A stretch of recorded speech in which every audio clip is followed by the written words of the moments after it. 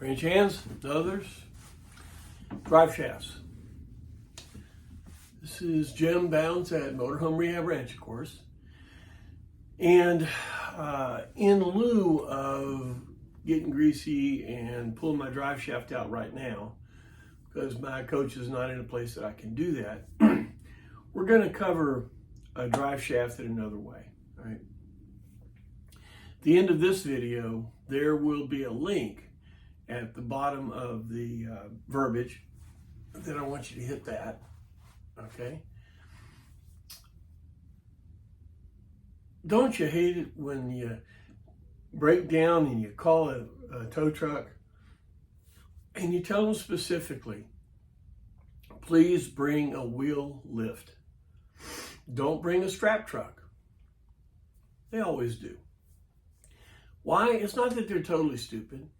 They don't know really what they're getting ready to pull, but they're not totally stupid because that strap truck is the lowest road tax equipment they have. So they always want to try to use it first. And the big equipment, the landauls, flatbeds, the wheel lifts are all out there working. And they've got to stay working because their taxes are a little higher, road taxes. So usually they'll come out with strap truck. And then the guy looks at it and you tell him, man, you can't pick it up. It's too low. And he goes, yeah, I can't even get under there and disconnect the drive shaft. He didn't even know there's no drive shaft. And then when you tell him it's front wheel drive, he's going to go, what? Don't run away from him or hit him or anything. Your machine is very, very unusual, and it has to be picked up a very special way. And it does not have a drive shaft to the back wheels. It's got a drive shaft like this to each front wheel. That's front wheel drive? Absolutely. So that kind of tells you that, like I said, don't you hate that? Then you have to educate them and say, look, if you pick up the front high enough to get the wheels to come off the ground, the back bumper is going to drag off. And my holding tank is nice. So if you want to not worry about the insurance, let's get a wheel lift where it picks it up from the wheels. It doesn't worry about having the front suspension to go all the way down. Right? So when you break down, insist on a wheel lift. Don't get mad when they show up with a strap truck. Just give them a beer and say, won't work, brother. Or if you insist on pulling it, you take responsibility for my holding tank. They won't take it. But I didn't come to talk about towing. We're talking about drive shafts. And we have a very unique drive shaft. It's very similar to a Tornado, but it's a different length, okay? The inner and outer CV joints are no longer produced. That's right. The inner CV boot, which almost never goes bad, guess what? Almost unavailable. Why? Because they almost never went bad. So nobody sold them. When you deal with your drive shaft, be very, very careful with that inner CV boot because they will last forever because all they do is go straight. Very, very little movement, okay? And as long as it's in there, great. It's a pinch secure onto the inner CV. As long as that thing's got grease in it and that boot's not damaged, right now we're going to have to reuse it, okay? Because I'm not even sure it's available right now. It may be. Go on the internet and research, okay? But you shouldn't need to have to worry about that. And what we're talking about is this right here, this inner CV, okay? Now, when you look at it under there, you'll see there's a big metal ring, which would come with the CV boot kit. That's another thing that makes it a little expensive. You have a band here, and then you have 6 bolts around it. Okay. Now those bolts are 12-point bolts. That means that it doesn't have a hex on it, the 6 flats on the head of the bolt. It's got 12. Why'd they do that? Well, the reason is this shoulder is so small that bolt is through that you could not fit a 6-point socket onto a 6-point bolt that was put into that position. That's the reason they put 12-point bolts. A 12-point socket will fit in there, okay? Till we closed up, we were using the same bolt, grade 8, in an Allen or a cap bolt, because the Allen socket, of course, is inside, and it would go in there and tighten down real well. And the Allen or cap bolts are much more available and usable than these 12-point bolts. Now, the 12 points are available, and if you go to a shop that does this all the time, they'll have 12 point. But if we run into a situation, we're out there in the middle of nowhere and we have hardware stores and stuff, if you can get a cap bolt, grade 8, exactly the same length. Now there's a washer on there that's kind of thick. So you want to have, well, it's kind of thick. It's a grade 8 lock washer for a 3/8, I think it's 14 or whatever, bolt. Okay, so you get an exact length bolt, you get that 3/8 lock washer. Now you could reuse the lock washer because it's going to torque down to 75 foot-pounds. So whatever the lock, the pressure is on the lock, that's well exceeded. So you need the thickness of the washer to let the bolt bed down. Don't lose the washer. Can't reuse the bolt because it's a stretch bolt. When you tighten it to 75 foot-pounds, it won't do it again. When you take it off, you try to bring it in, it will stretch. Okay, so it's called a one-use bolt. A lot of them are used in aviation. All right. So when we do this work on these 2 drive shafts, get 12 bolts. Talked about this in the episode before. All right. The inner CV bolt on each side are 6. You can see this bar right here underneath on the chassis is in the way, so you want to move that. To make life real easy, because you're all there, you also may want to pull out the starter on the passenger side. Makes pulling the drive shaft much easier. Okay. I'm hoping you're not started yet. I'm hoping you'll listen to all this and then start, because as always, if you're working on that motor, that thing's could be 50 years old, could have 50 years worth of grease and things like that. Get some easy off oven cleaner and blow the entire area that you're going to do. And if you have a pressure washer, wonderful. Even if you don't, though, that easy off oven cleaner really gets down to the grime. If you can fire the motor up, let it run, 4 or 5 minutes. Don't get it real hot, but just get it warm. Think about it. Easy off oven cleaner. You warm the oven, you throw that stuff in there, the heat helps it react. Same thing. Shoot that in there, it'll clean it all up. It'll save you in laundry cost, because I guarantee you this sucker's dirty. Okay? Like mine. Look at my outer CV boot. The thing is nasty. It's just plain nasty. Well, it's been leaking. You can see the crack in it. But over the years, all the grease up in there, just get it out of the way. All right. Now, you take out the 6 bolts. There is a nut on the end of the CV right out in the open.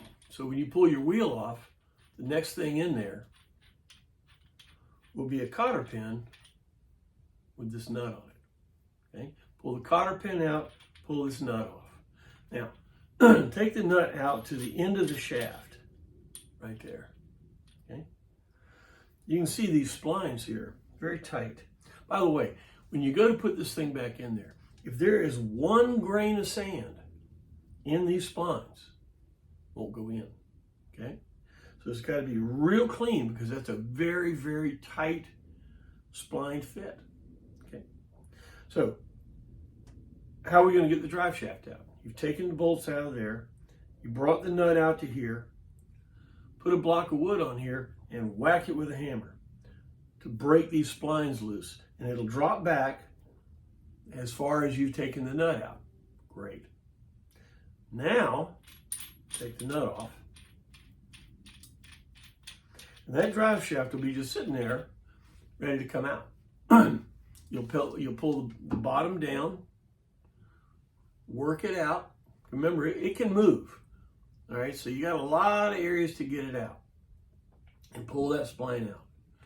Now, I would tell you right away, throw a little bit of grease inside that hole where the splines are, where this came out, to keep everything, like if some dust or something gets in there. Just before you put it back in, you're going to wipe all that grease out. And anything that's gotten up in there will come out with that grease. We hope. Okay? All right. So now, you've got the drive shaft out. This nut is not at your hardware store. Put it back on.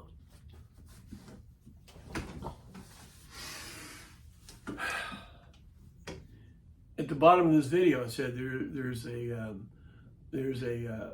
link to a video I want you to watch. And what it does is high speed, pulling this drive shaft apart, changing everything, greasing it all up, and putting it back together. Okay?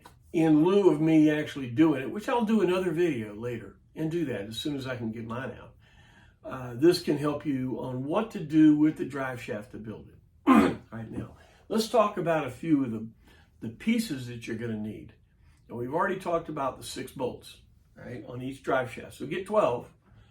If they have the lock washers, get them, but just keep your old ones. And we talked about also the inner CV boot.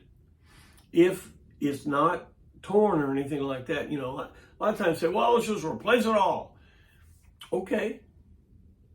You may want to investigate that inner boot because you may be waiting to get one. And if it's 50, 60, 70 bucks for the boot, you know, it's like, whoa. So, you know, sometimes discretion's a better part of valor. So look at that boot. All right. But the outer boot, this one, it takes the hit because the outer CV, here's your drive shaft, has to bend a lot, right? Okay, so that's where the pressure is on a boot to stay sealed to keep the grease in. The original boot, sorry, I was looking around for a picture, I couldn't find one, has one convolution, and all the movement goes into that one part of that rubber, okay? It works real well, but it does wear out because the boot doesn't really do anything. It just brings it over to the joint, and then the joint moves right there. That means all the movement goes to that one point. That'd be that point right there where mine's split, okay? Back 10 years ago, they had a thing called a super boot. Precision made this thing called a super boot. Let me see if I can show you one of them.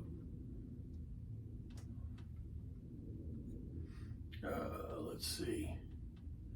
Oh, let's go here. Yes, there we go. The original boot is a Moog part number CV2456. And when you look up the CV2456, it says currently sold out. And they go into some other boots. Now, this boot right here, come on, is a plasticized boot that they used to call a super boot. It was blue. You know, it wasn't a rubberized or a neoprene maybe, boot. It was a plastic boot. I really, really liked that boot, but of course they stopped making it to fit ours. And if you go to your internet, go to Google and put in Moog CV2456, okay? Also Precision CV2456, but the Moog will take you to some spots that have a lot of the boots in it, like this boot. Well, that looks just like the old Super Boot. I wish it were. Now, if you look at these boots, they have several convolutions. So when that boot moves, it's like this one. When that boot moves, the movement is spread out in the entire boot. Does that make sense? If you look at most drive shafts today, and front-wheel drive cars and stuff, the boots are multiple convolutions like this. Okay, I really feel that this is a better way. What's better, Coke or Pepsi, right? If the boot holds the grease in, it works.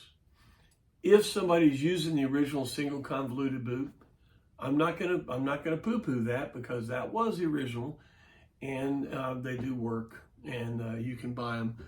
And unfortunately, it's kind of weird that online, when you go try to buy it, they say they're out of stock. Well, I really am not as interested in that boot anymore, because what I'm interested in is a boot that's like this, that has multiple convolutions to it. Okay, let me show you a boot that we used at Co-op, and is readily available. It's called a Dorman Unifit. Their part number is 614-003. Okay. Now, over the years, parts for cars are a profit center. And as they sell parts for cars, the bean counters really look at how many parts they sell, how long they had them, what's the cost. They got to make money. So these parts are being profit centers. They'll watch the sales rate.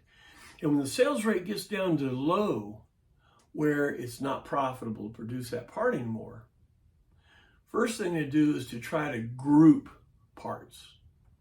I was into Fat Fender Mopar before I got into GMCs. And it didn't matter which oil pressure sender I specified. If it was a gauge sender, not just an idiot light, if it was a gauge sender, all the part numbers were the same in the late 80s even. Why? Because the sales in those Mopar oil pressure senders went down so far that if the pressure sender will work at all, it may not read the same, but it reads. And if that's the case, then they're going to take those parts and they're going to put them together, and they're going to have that oil pressure sender, because they only need to make one for all those different cars. And they can still have an oil pressure sender that is available. They just may not read quite the same. Okay, it's called grouping parts. Well, what a lot of the manufacturers did for the older CV boots is they made a boot that would work in a lot of different applications. It's called a Unifit. Makes sense. You open the box, first thing you get is a package of grease. Now, don't use it. It's the cheapest grease that will do the job, and I do not want the cheapest grease. Grease is the thing that keeps us going. We ended up specifying a Valvoline synthetic grease. Reason you go synthetic is that it's less susceptible to mix with water. So if water does get in, it won't mix with it. The Valvoline grease that we went to, we were using Valvoline oil, and I knew the rep, and we talked. And the Valvoline synthetic grease does not come in a tub like you normally get grease. It comes in a caulk tube, which normally you would get a tub grease for CVs and things, and you use the caulk tube and stuff like that for grease fittings and things like that. But looking at the specifications of the Valvoline synthetic grease, it was just so much better than the red grease or the chromoly grease or the libdum, whatever grease. that's where we went. Now, I'm not saying that's what you got to have, because any good quality grease that does not have the tendency to mix with water will work. But this stuff, I know for a fact, one guy told me one time that he was in the middle of nowhere. He was doing a wheel bearing, and the wheel bearing just barely fit in there, and he had to get going. The only grease he had was some of this stuff, and he greased the CV with this. It went bad. It didn't work. This stuff won't work. So what do we do with this? Okay. Second thing that's in here is this boot. Now, it looks a little goofy because the shaft size is correct. The first convolutions would be for a smaller CV, and you can cut it off, and then you would have that. But then it flanges out to a larger CV, so this opening is the opening we need for ours. And there's a real nice lip there that can hold the band in. So we went to, at Co-op, we went to this boot, okay? Dorman Unifit number 614-003, okay? May get some people upset about it, but I like this boot, all right? Now, what else we got in here? Instructions.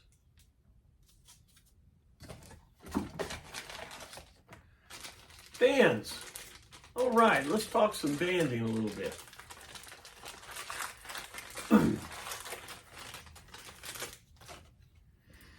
This CV boot is no good at all if the band comes loose.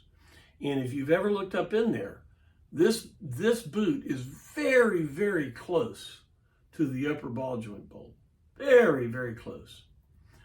So if it starts flapping or has a problem, it can rip out because it'll grab that bolt and tear it out. So the bands are very, very important. All right. Let's talk about band history. The original CV band was a double wrap band, and it was a band that uses a band tool. Okay.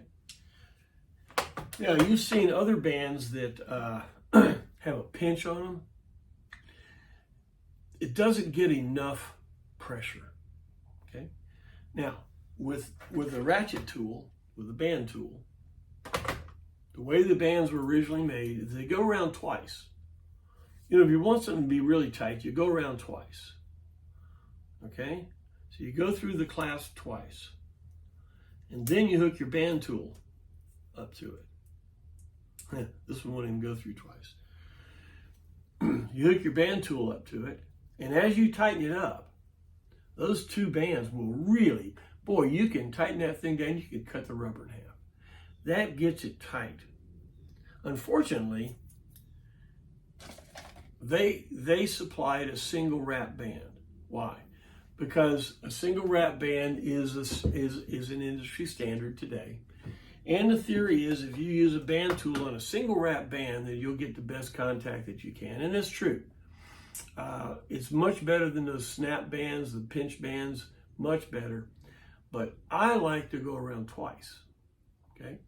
Now, you could almost use this to go around the small one twice, but it's not long enough. Now, when you buy bands, when you go online and you look to buy bands, they come in lengths. Length of the band. That one's a lot longer. Okay? The longest band that is available off shelf is like 27 inches. Okay? This band is 33 inches. Why? And the clasp is big enough. That clasp wasn't big enough to go through the second time. You go once, you go twice, and then you hook it up to your band tool. And you can absolutely pull that thing tight with a double wrap band. All right? If you're in the middle of nowhere, and this is what you have, then use this band, okay? Because you can come back and replace the band when you can get a double wrap band. Okay, so it is usable as a temporary thing, but I totally recommend a double wrap band. Now, what do you pay? If you go online, you'll find that 4 bands, you'll need 2 for the 2 outers and 2 for the 2 inners. Even though the inners are a little shorter, hey, you know, if you can get 4 33-inch bands, then absolutely it'll work. And if you get some extra clasps, you can actually take the drop on that inner one and do your steering CV. Okay. So keep that in mind. If you're going to do the work, ask your supplier wherever you're getting a boot if they have double wrap bands available. Okay. If they, and usually it's going to be probably, I don't know, maybe $25 or something like that for 4 bands, which is not bad. If you can't find a double wrap band, okay, you can research a little bit, text me, because when we got the co-op aircraft to the ground, we were making bands like this, 33-inch bands. We were making them, and I've got all the tools and the raw materials, so I can make you these bands. You're probably looking at $10 for 4 bands. So if you can't find your double wrap bands, give me a call. You can support Motorhome Rehab Ranch, and I'll send you some bands. There is shipping involved, so $10 plus shipping, and it'll be a box about that big. So let me know, and I'll also put in there 2 extra clips so you can use the steel wrap bands and your band tool on your steering shaft. So just give me a text, Ranch Hands. Give me a text. All right, so we got the boot, whether you use the original one, which I'm not going to complain, and I know a lot of people are using them. You get your boot, you get your grease, you get your double wrap bands, and you get your 6 bolts for each side. That's all the hardware you're going to need to reboot, not rebuild, because rebuilding would be involved in the balls and the cages and all that stuff in the CVs. But this is to reboot, and I would tell you probably 5 to 1. You'll replace your boots 5 to 10 times before you'll need to do the CV, if the boot keeps the grease in. If the CV goes dry, it'll definitely wear the CV out. And if you'll remember, on my coach, my CV boots, my outer CV boots were split all the way from Orlando to Utah, from Utah back home. What do? We just packed it full of grease. That's why there's grease everywhere. I did not have time to go. And if you're sitting there getting ready to go on a trip and you look up in there and you see a split boot, bummer. If you have time, you really need to put a new boot on it. If you don't have the time, throw some grease in it. You're going to make a mess. But as long as you can keep grease in there and keep water out, that's the thing about the grease, you'll preserve that CV, which is so important. Right now, there are no new drive shafts available for your GMC. Okay, the drive shaft for a Tornado is too short. This is one of the projects that I'm working on. I've been in contact with the CV manufacturers. Down the road, we want to see what happens. Okay, right now, let's replace the boot. If you do have a bad drive shaft, how do you know if you have a bad drive shaft? If you're going straight ahead and you hammer it, you go fast, and the motorhome goes woo, woo, woo, woo, woo, woo, kind of shakes a little bit as it's accelerating. But then as soon as you back off on the gas, it just smooths right out. Could be an inner CV joint. Not unusual. That's the indicator. If you're in the middle of nowhere and Indians are around you and you need to do something, jack the coach up and swap the drive shafts. Yeah, put the one on the right on the left on the right. Why? Because in the cage, for all those years, it's been riding here. When you swap them, it will ride on a new surface on the cage. So you may be able to get a little bit more use out of them by swapping your drive shafts. Of course, you do that, you'll have to have new bolts and all that. Of course, if the boots look like crap, right then's the time to do it. So, you know, this is servicing your drive shaft. All right, so this is what you've got if you're going to go in there and do it. This is the outer CV with a convoluted boot. Now this one, the picture here, this is from China. It's a single wrap ratchet band. Doesn't have a double wrap. The important part is these splines and this nut. Okay, you got to keep them clean, and you've got to reuse those. You got to reuse that CV. You got to reuse the other end of CV. All right. So now we are at a point that we need to get the drive shaft rebuilt. Remember, we talked about how to take it apart, how to do this and that. I'll do another hands-on video on this, but look at the link at the bottom, and you'll see a guy do it. Look, guys, thank you. Thanks for your time right now. We'll have other videos and questions and things like that. This drive shaft availability of this part to rebuild it and to replace it is one of the main issues that has to be solved if we're going to keep this GMC on the road. All right, just keep that in mind. This was a project that I was working on when we stopped, and we're picking it up again. So stay tuned. Great. Thanks for your time. If you learned anything, hit like, subscribe, and share with other people if they want to do this.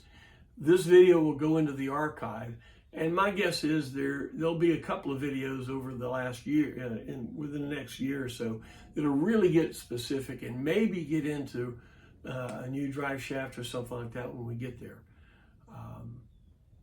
But I'm glad you spent the time on this. I hope you learned something. And ranch hands, thank you. Thank you for this. Put this in your